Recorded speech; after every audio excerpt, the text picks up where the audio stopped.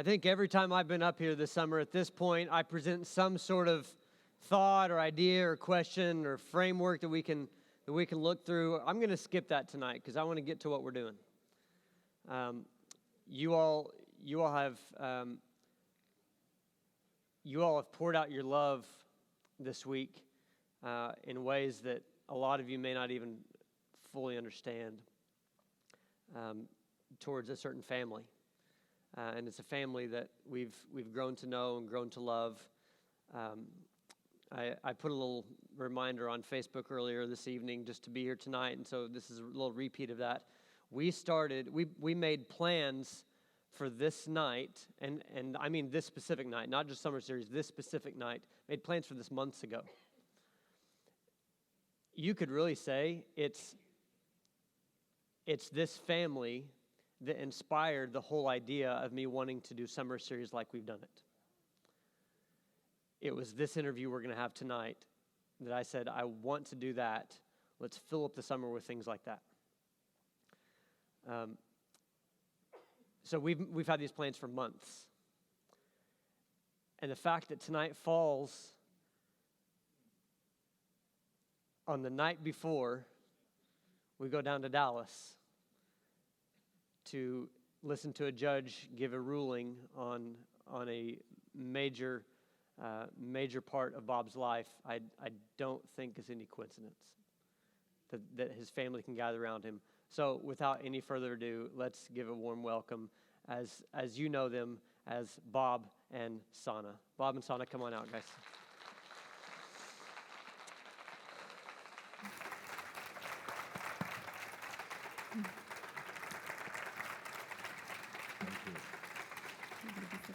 Guys. Oh, man.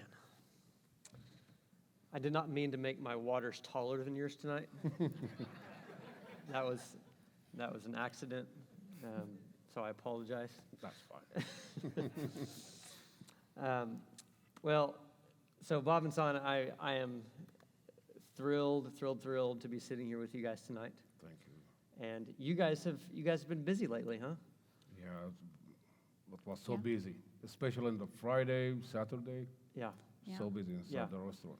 So there's so much to talk about. Let's take care of some of the easy stuff first. Tell me a little bit about your restaurant. My restaurant, since I came to Tulsa in February 2016, my first job it was inside the kitchen in this restaurant. And I bought this restaurant in September in the same year. And it was a miracle for me, especially when I came to Tulsa, I just have $60 in my pocket. Yes, most people know. Yeah, the Emersons, you, Miss Dawn and Donna Milliken have prayed with us and for us, and close people know how struggles we went through to get this restaurant and how important it was for us at that time. There was struggle, there was hard work. Definitely. There was some things that happened that I can't explain, and we'll try to get to some of that in a little bit. You guys, if you haven't been introduced to Bob and Sana, I don't know if you can tell, they're not from Tulsa. So tell us what part of the world you guys have come from into our lives here, and how long you've been in Tulsa. I'm originally from Bethlehem, and I was living in Jordan. Before that, I born in Kuwait in 1976. Okay. I stayed in Kuwait till 1991 after the Gulf War, and we moved from Kuwait to Jordan in 1991. Okay. And I stayed in Jordan 25 years then I came to the United States in 2016. Okay. And so you're from a unique area of the world that we hear those the names of those places, those countries, and you say Bethlehem, we think of the Bible, but you say Jordan, you say Kuwait. Yeah. This part of the world we associate with a particular religion. Yeah. And I think rightly so. So tell us a little bit about that the Muslim religion is not just religion in Jordan. It's also a part of the culture. Can you guys talk a little bit about that? It is definitely more like a lifestyle, and I believe this fact made people kind of, I would rather not say hypocrite, but I guess that's the word, because sometimes they would do things just because they want to avoid other people talking bad about them, not because they want to follow a religion or a religious structures. They just want to do this as a part of the culture. Right. So you guys, your specific family, were not devout members practicing the religion of Islam, No. correct? No, yeah. But you were still in a Muslim culture. So what made you all not want to join what probably lots of people around you were doing and practicing this faith, this Islamic faith? What made you all decide Okay, not to do that? Okay, well, let me tell you something. When we was young, in the schools, they teach us just about the Islam. It's not allowed for you to talk about the Christianity or about the Bible or even about Jesus. So we grow up that we are thinking there's just the Islam. And especially in Jordan, you can't ask anybody about the what's inside the Bible. Mm-hmm. This is the problem, and not just in Jordan, in all the Middle East. So even if for example, you want to visit Jordan, and you're coming to me and you want to talk to me about the Bible, about the Christianity, maybe they will get you to jail. They will take you to the jail. This is the problem in the Middle East.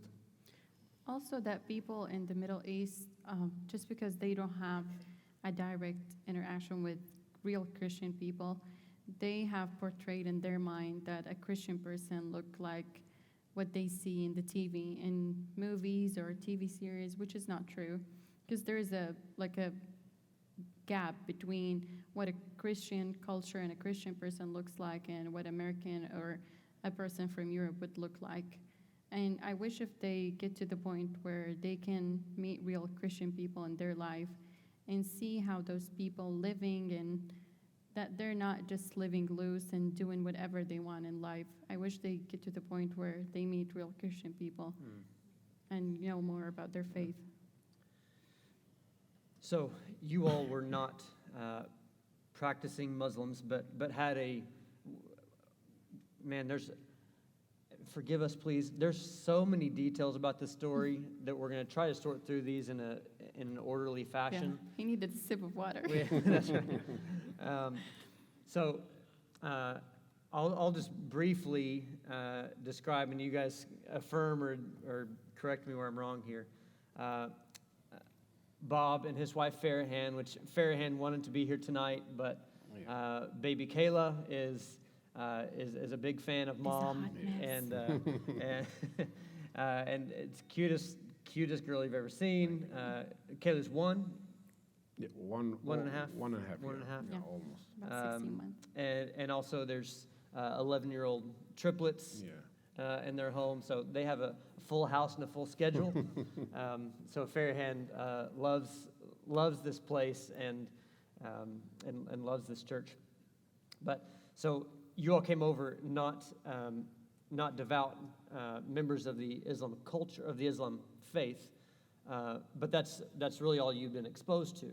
Mm-hmm. But you had some idea of Christianity and maybe some questions about Christianity before.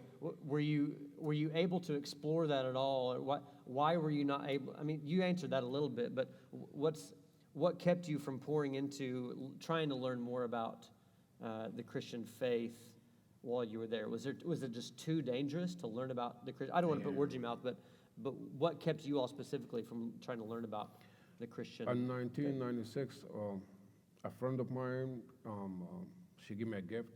It was a Bible, and I started to read inside this Bible since 1996. But at that time, I can't ask anybody.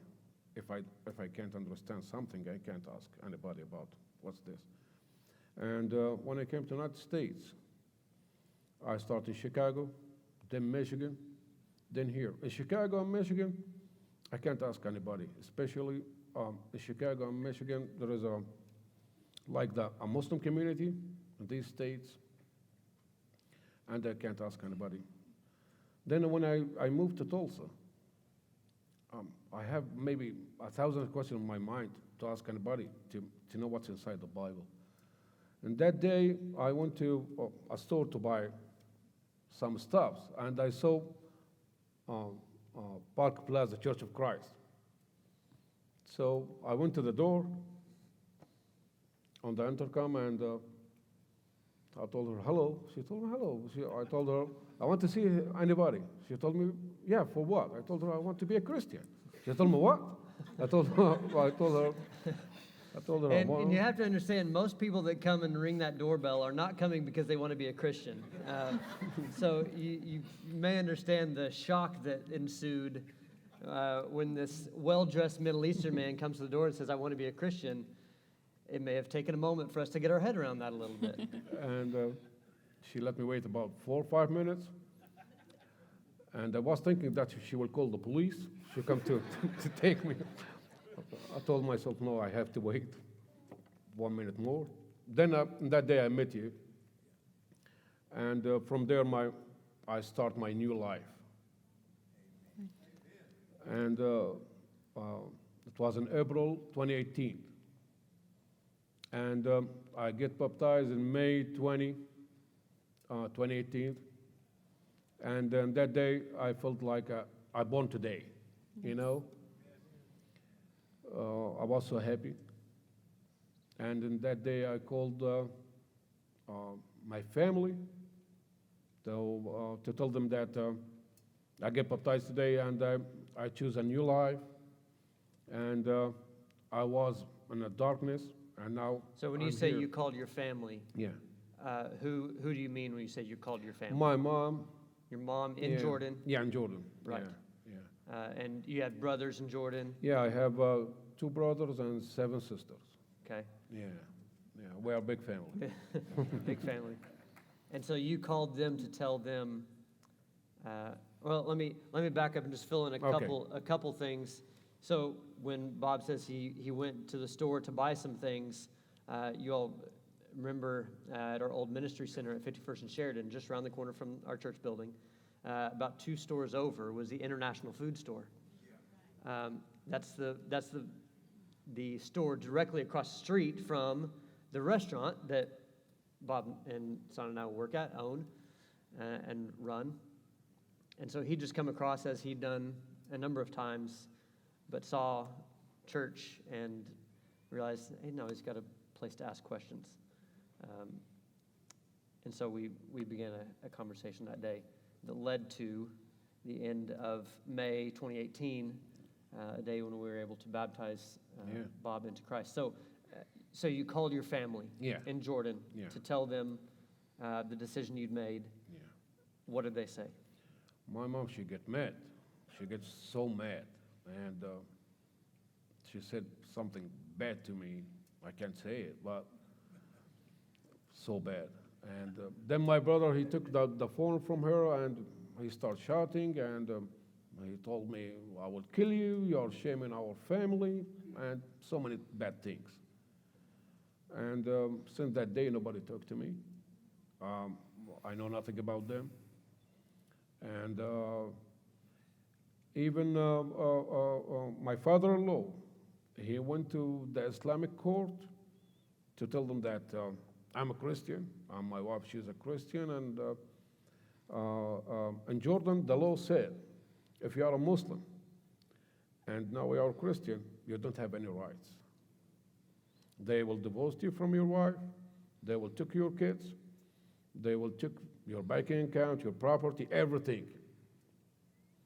So, but if you are a Christian and you want to be a Muslim, that's fine. But you know what's the problem, Kevin? The problem, the Jordan land, it was a Christian country. And the proof for that, the Jordan River. Yes.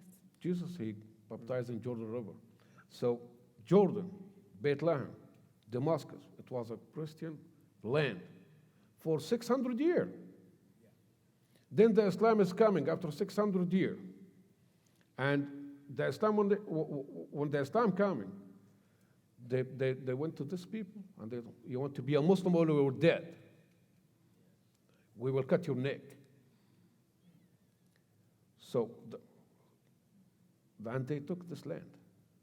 Now, if you want to visit the Jordan River, you'll find a guy. He will let you pay to visit the Jordan River, the Christian land. So, and after that, my father-in-law, he went to the Islamic court to tell them that I'm a Christian, and I want them to divorce me from his daughter. And even my kids from my first marriage, they're living in Bethlehem. And when I call them, they do the same thing. And after that, they reject my calls. They make a block on any apps on the phone, so I can't connect them anymore. For this reason, I make a search again to see what's the difference between the Islam and the Christianity. The God for the Muslim people, he have 99 names. But the God for the Christianity, just one name, God is love. So even one time I was reading, and I found out that if you want to adopt a child, in the Islam, it's not allowed for you to adopt a child. And when I search to find why, I find out that Muhammad, he was adopted a boy, and this boy, when he grew up, he get married from a girl. And Muhammad, he liked this girl. And he... So his daughter-in-law. Yeah, and he killed his adopted son. And he get married from this girl. And after that, the Islam changed the law for the adoption. And you can't adopt a child because of Muhammad. Does anyone here tonight want to tell me how their Christianity has been kind of hard lately?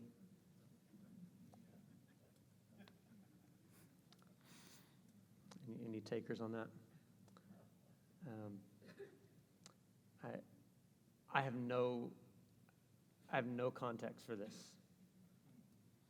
There's nothing that I've been through that my family that I grew up with has not been fully supportive of. And I understand we don't all have a perfect story. We don't all have, and I don't have a perfect story. We've got struggles.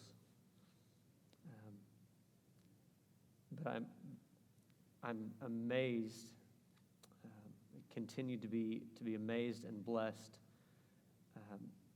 at someone who has every reason to say this is not worth it, and who shares faith in a way that I don't know that I ever have.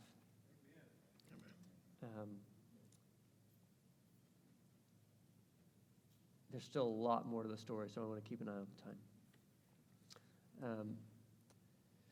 So you all came and you were working at a restaurant. We'll back up a tiny bit in the story. Yeah. You were working at a restaurant. You also got a second job inside the mall, just to have a job, just for income, and then came back to the store when the mall job was ending. Came back to the restaurant and just said, "Hey, I would like to rent out." Just said to the owner of the store at the time, "I would just like to rent out some space on your counter to sell some desserts." And really, the space on the counter was really about the size of this table. Yeah. Yes. I'll pay you $300 a month just to rent out some space so we can sell some desserts, just some tasty things for people, just for another little source of income. A week, 2 weeks. 2 weeks. 2 weeks after they started selling desserts, the owner came to Bob and says, I see how you work. I see that you and your family are hard workers. I'd like to go in 50-50 with you on this entire restaurant. And so there's a little bit of capital that needed to be put up front. And so that's where the incredibly hard work comes in. Bob looked to sell so many things, even sold a car, sold different things, trying to sell watches and just all sorts of things, and eventually got the first down payment to be able to put down to start the restaurant. Let's talk about the night. The week before this deal was supposed to happen, right? So Yeah, it was it's about about the week. it was about Yeah. the week before. It came to a weekend, and you learned that. Well, so I'll let you guys share. What did you learn in that weekend, or the week just prior to you guys finally purchasing or putting down your part of the payment in the store? So that was our first time when we are struggling and trying to get something and did not know what to do. We did not have any family or any friends in here. We went to the church asking for prayers, and it was the first time we experienced how powerful is the prayer is. So they had been told, so it's Angie's Fish and Chips. Angie's Fish and Wings. Sorry, Fish and Chips. Angie's Fish and Wings. By the way, if you haven't been, I'm not kidding. I'm not just saying, I'll tell you this in private, I'll tell you this, and you'll hear this all over this place. Some of the best food in town. Thank you. I'm not, Thank you. it's so good. When he took over management, he said he increased the portions, made the food better. I mean, it just went up from there. Anyway, leading up to the day where they were going to take over, this is a network of restaurants that there's one kind of owner who employs a number of Muslim people in the restaurants. Yeah. The owner heard word that if you sell the restaurant to Bob, we're all quitting and walking out. Yeah. So that Sunday night, Yes, and I get shocked when he called me. He told me, Bob, I want to see you. I told him, for what? He told me, I want to sit with you. I told him, okay.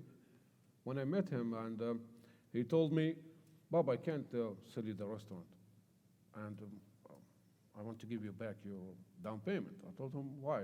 What's happened? I told him, he told me, these people, they told me if I sell this restaurant, sorry, this restaurant for you, all of them, they will quit. I told him, these people, they don't know me. They know nothing about me. But,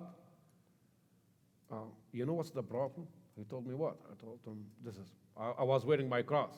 I told him, this is the problem. My cross is my problem with these people. anytime Bob's not wearing a suit and tie, which is pretty often, he looks better in a suit than I ever will.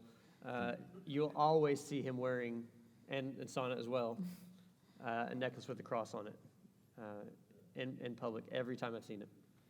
And I back home that night. I can't sleep. The second day I came here to the church, and I met Ed and Dan Malikon and Matthew, Clint Emerson. And you remember when we prayed together? So it was a Sunday evening. Yeah, it was Sunday Bob evening. and Sana came here. See, you maybe remember how sad we were and how we were wishing for this. At the same time, this kind of made me more decided, more determined, and more of a believer that I'm on the right way.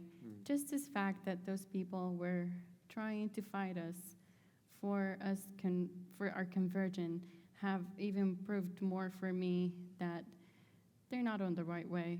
If they were people of a good faith, if they were believing and following something good, they would not be willing to hurt people for them not believing the same thing they do believe in. I mean, I'm positive that nobody in this church will ever encourage me to hurt somebody else for not being a Christian. Right. And, So the restaurant deal is shaky. Don't know if that's going to work out. And so that night when you all came here to that church, it was a tough night. Yes, it was so tough. And so we met in a room back here with you and I and Clint Emerson, who's here tonight. And we talked for a while, and we prayed really hard. Yeah. So what happened when you went home that night? When I went home, after 2 hours, the owner, he called me and he told me, Bob, the restaurant for you. I told him, what's going on with you? It was a miracle, you know. And he told me, listen to me, tomorrow morning come take the key and the store for you. And even these people, they want to quit. Let them quit, I don't care. I told him, I was thinking he's crazy of drinking something. Yeah, because his words changed just like overnight. He just called and was like... Next day, I met him and I took the key and I started to work in this restaurant.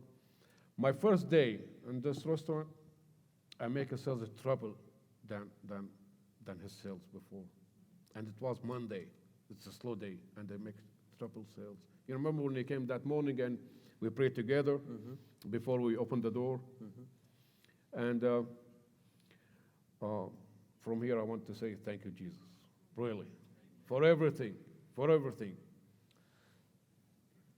So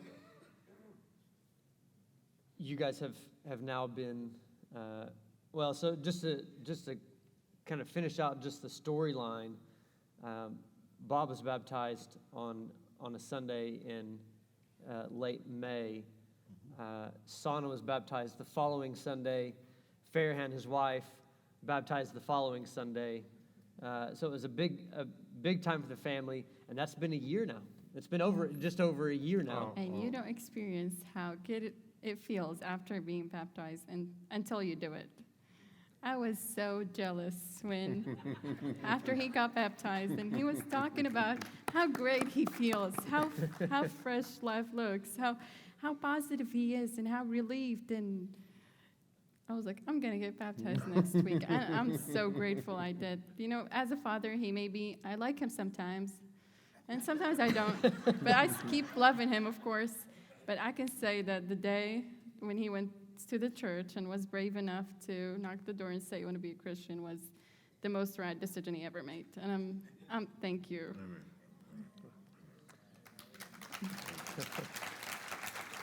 Thank you.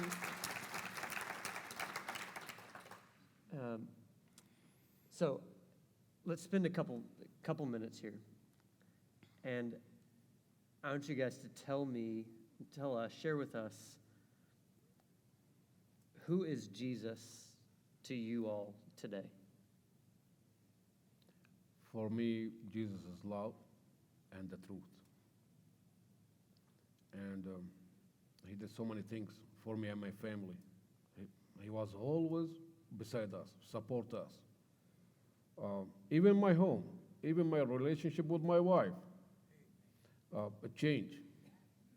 Now, when you come to visit us in our home, you will find the love in our home, between me, my wife, my kids, everybody. And we are happy. Even if we don't have money like before, we're happy. So that's what I need. That's what I want. I don't want money. I just want to live like anybody in this world, a natural life. I want to come to my church every Sunday. I want to pray, and that's all. I don't need anything else. And if you were to hear me say that, me to say, I don't need money, well, it's good, Kevin, because you've never had any.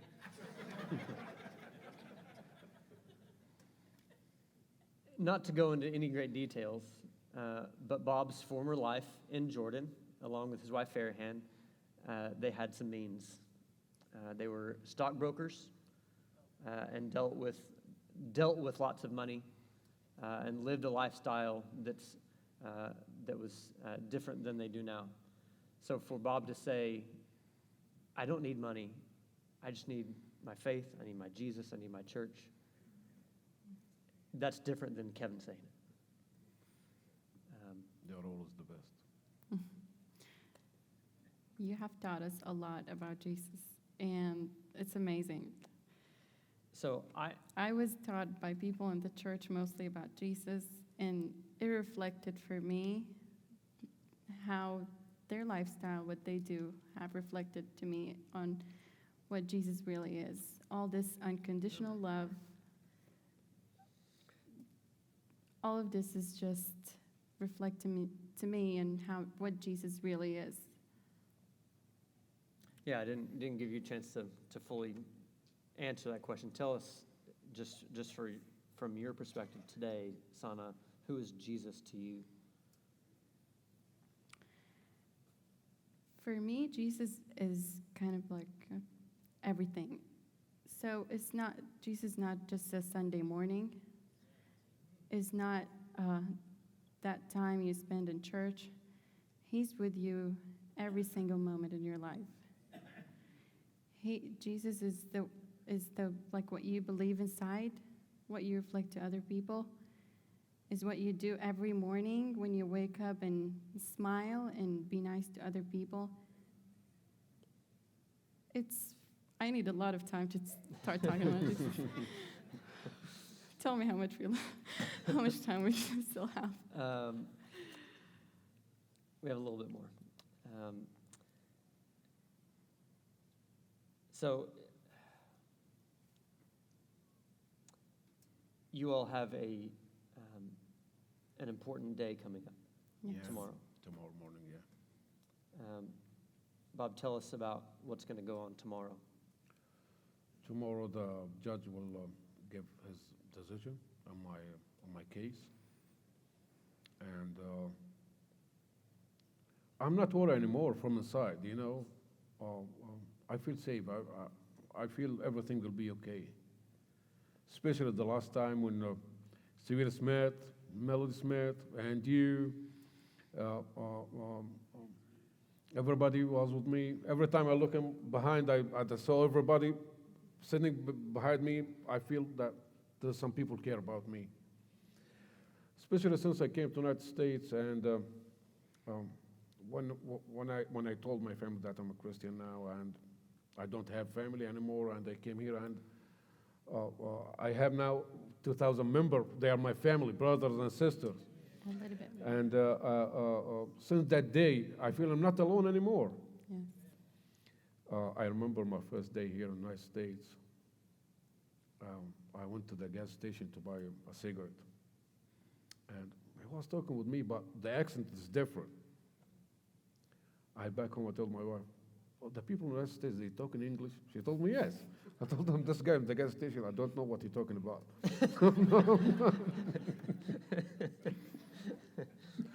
So I took Santa with me again. They told us, "Santa, please translate for me what he's saying." And she told me, he asked me about which Marlboro pack you want. I said, "Okay, thank you." But now, you can imagine yourself that you are living in a country, you don't know the language, the culture, you don't know anybody in this country, and you want to start a new life. I don't know from where, how. I don't know anybody to ask how I'm going to start here. So it was difficult in the beginning. But now I can't imagine myself, I can live outside Tulsa. You know, I love the people here. I have so many people that I love here in Tulsa. Well, there's a lot of people that love you in Tulsa. Thank you. And you know, the great thing about being in here is that, like, every night before I go to sleep, I like to kind of review what I have done today and just critic myself if I have done good or not. And I was remembering the other day you were trying to teach me something about the restaurant the other day. And what I was thinking in the night, that maybe we have not been the most perfect picture of a Christian person. Maybe when we first started learning, we have done some mistakes. We have not said everything correct, or not have maybe worn the perfect thing for church, or maybe we have done some mistakes that nobody came and tells us, oh, you done that, or you done. They have not judged us. That's what I mean. That is just great, that to be in an environment where everybody's trying to teach you to love before they start judging you for stuff that you still don't know. And I don't think that's just a cultural background. I guess that's coming from what Jesus wants them to be, nice people, trying to reflect this niceness inside them to other people. Well, you all have shown us a life that we want to emulate, a life that encourages us, and you guys have. So we've been able to meet together a number of times, especially early on in our friendship, where we were able to sit down and talk about the Bible and talk about all sorts of things. You're my teacher. Well, so, okay, I take that, and that means the world to me. You'll never know. But in recent weeks, we've not had the opportunity to sit down just for Bible study. You guys have been busier than, so busy, just keeping the restaurant going, late nights, early mornings, 12 hours every day. Owning and running a restaurant is incredibly hard work. But you all have had someone else as a teacher in your home. Tell me about that. I know this is going to come up. Well, I was telling you the other day that growing up, my mom have never talked with me about religion. My mom never brought anything about Islam in our house, never said that Islam do so or Muhammad have said so, and we just never talked about it. I guess just in the fact that she's not convinced. But for the last about 3 months, she been watching YouTube and watching on the internet people talking in Arabic about Christianity and trying to teach herself, since she can't always make it to the church. And she's been doing it for like 14 hours a day. Yeah.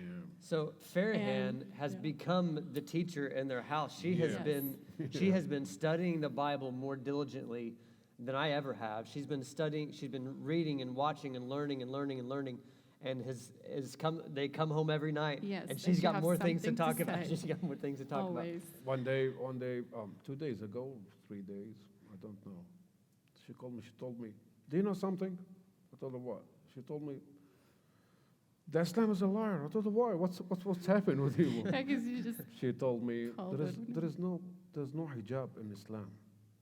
There is no hijab, the scarf, who put the woman on the head." She told me that Muhammad told his wives and his daughters to wear the scarf to differentiate them from other women. Any man or woman saw this lady, she will know that Muhammad wife. Yeah, it belongs to Muhammad. For this reason, they put the And scarf. this is where the tradition began.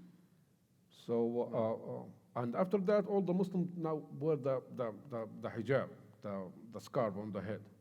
But it's not coming in the Quran. Interesting. Yes. Yeah. There's lots of things. You can sit down with Bob and talk for a long, long time.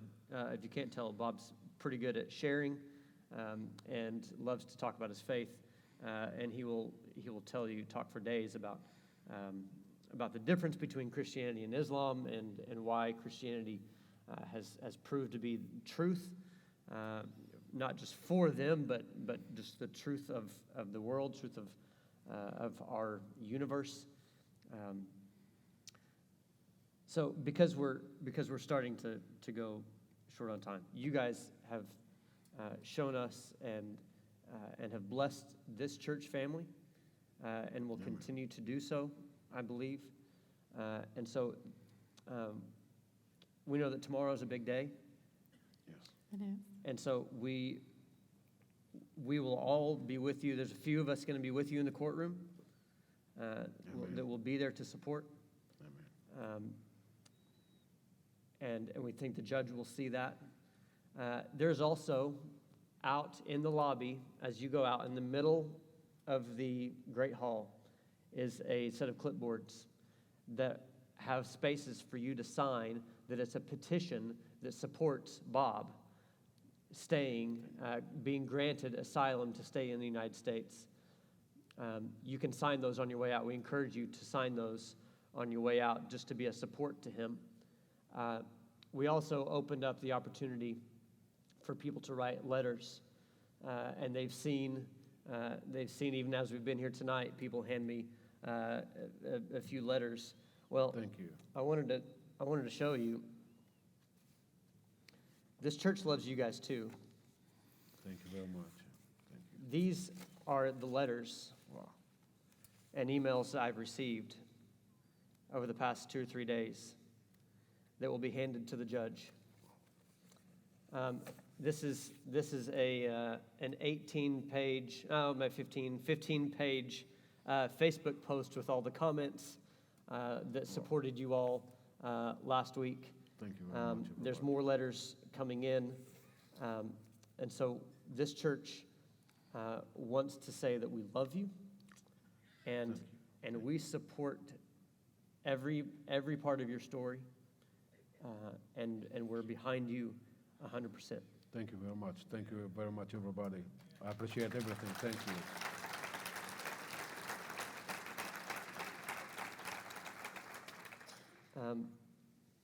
So I want to conclude tonight with a prayer, but I know that if we just prayed up here, there would be other people that would want to be really a part of that. So I'm going to take us down into the middle. Yeah. Yes. And so I'm gonna plant us. There's not a great spot. I'm gonna plant us right here in the middle, and we're gonna gather and surround. And as many of you as that can, reach and find a hand to place on Bob and Sana, and we will pray over them as we end our night tonight. So let's hop down. You guys All head right. down there to All the right. middle.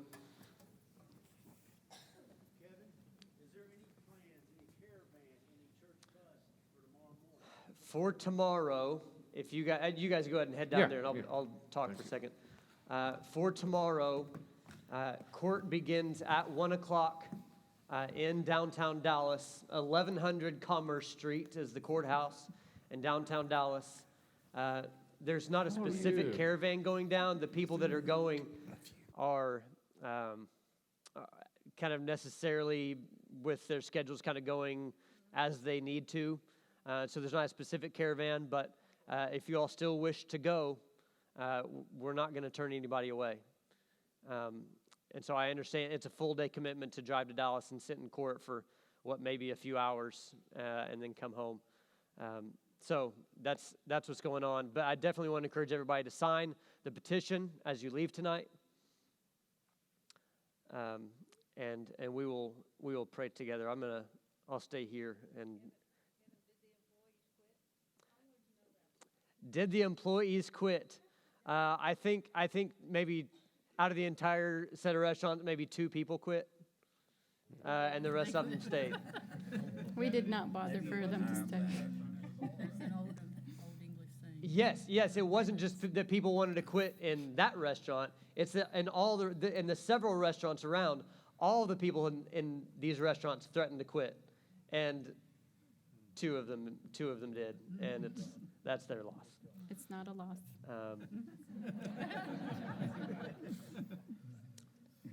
Let's pray together.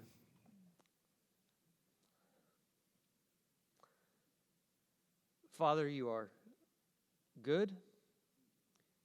You are sovereign. You are holy. You are eternal. So, God, we come to you tonight with all that we are, with all that we have, and lay our cares at your feet. And tonight there are lots of things that we care about. There are people's health that's struggling. There's people whose hearts and spirits are struggling. And so we come and lift up our entire church family to you. But God, on the heart of our entire church family, we have Bob and Sana and Farhan and the kids. And so we lift them up to you and place them in your loving, powerful, capable hands. And we pray that tomorrow, as the judge looks into the eyes of Bob and to Sana and to the eyes of those who will be there in support and into the letters that are being handed to him, that he sees that the truth that Bob and his family belong here. And it is your will that they stay here.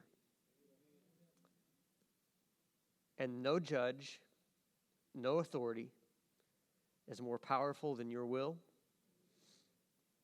And so we lean to you and we look to you for everything, for all of our hope, for all of our peace, and for all of our joy. In the midst of sacrifice, in the midst of oppression, in the midst of persecution, we look to you for our hope, for our peace, for our joy. And we thank you for your son, Jesus, who showed us what it means to live a life of sacrifice. And we thank you that we see that life reflected in this family, that are teaching us as new Christians, teaching us what it means to not be complacent, but to share your faith in the midst of danger and hardship.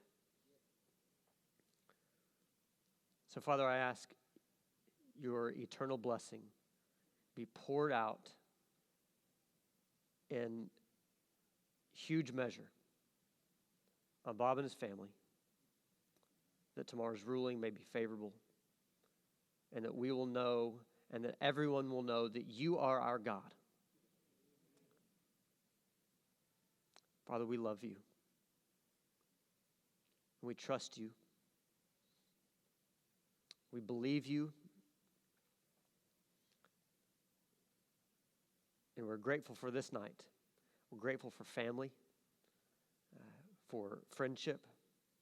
Grateful for your kingdom that allows us this opportunity to share in life, to share in love, in the kingdom life as you have designed it. Father, I pray all these things in the holy name of Jesus. As together we all say, amen. Thank you, guys.